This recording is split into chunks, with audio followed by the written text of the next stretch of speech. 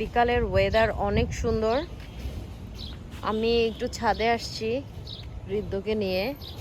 সারাদিনই ও বাসায় ছিল, কারণ আমাদের এত ব্যস্ততা, ওকে নিয়ে কোথাও যাওয়া হয় না। তো এখন ওর সাথে একটু ছাদে দৌড়াদৌড়ি করতেছি। বাবা পাশে যাবে না কিন্তু, একদমই পাশে যাবে না। ভিতরে আসো, ভিতরে আসো বলছি।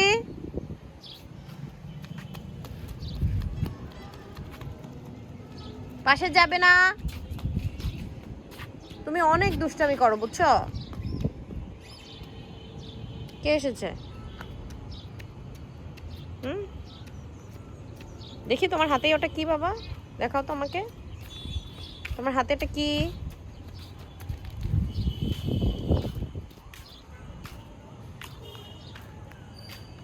কোথায় যাচ্ছ? ময়লা ধরবে না কিন্তু। আসো এই পাশে দৌড়াদৌড়ি করি, আসো আসো। না, আমাদের বিল্ডিংটা কনস্ট্রাকশন বিল্ডিং, তো এখানে অনেক ময়লা, আর হচ্ছে ছাদটা একদমই নিরাপদ না বাচ্চাদের জন্য। পাশে যাবে না, একদমই পাশে যাবে না, পাশে যাবে না, ভিতরে আসো। আর এই বাচ্চাটা সবসময় পাশেই যাবে। আস্তে, এত ভয়ঙ্কর এই দৌড়াদৌড়িটা।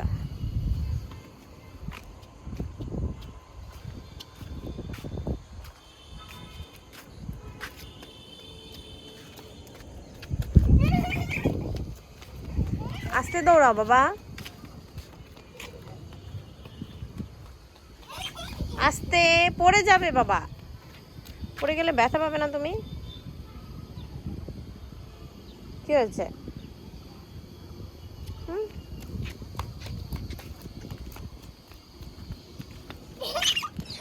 আমি তোমাকে ধরবো না, তুমি দৌড়িও না।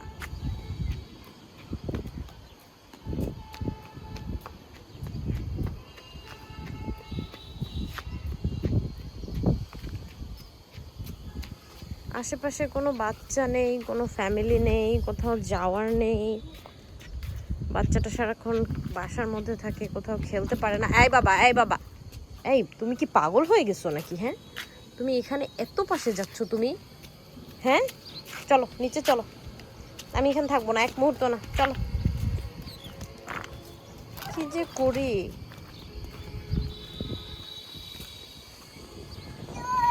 একটু খোলা মাঠ থাকলে দৌড়াতে পারতো, বাচ্চারা থাকলে খেলতে পারতো। আমরা যেভাবে বড় হয়েছি। চলো বাবা নিচে চলো, এখানে আমি থাকবো না, তুমি খুব বিরক্ত করছো। চলো, জুতা পায়ে দাও, জুতা পায়ে দাও, তোমার জুতা একটা খুলে পড়ে গেছে, এটা জুতা পায়ে দাও। এই বাবা জুতা পায়ে দাও, পায়ের মধ্যে কিছু ঢুকতে পারে। আল্লাহ, তুমি পায়ে ব্যথা পেতে পারো, জুতা পায়ে দাও। এই জুতাটা পায়ে দাও বাবা, জুতাটা পায়ে দাও। না, এখানে থাকা যাবে না, চলো বাসা চলো। তুমি ঘরের মধ্যে বন্দি থাকো, এটাই ভালো। চলো, হাত পা কাটার চেয়ে, অঘটন ঘটার চেয়ে বাসায় বন্দি থাকা ভালো। চলো চলো চলো।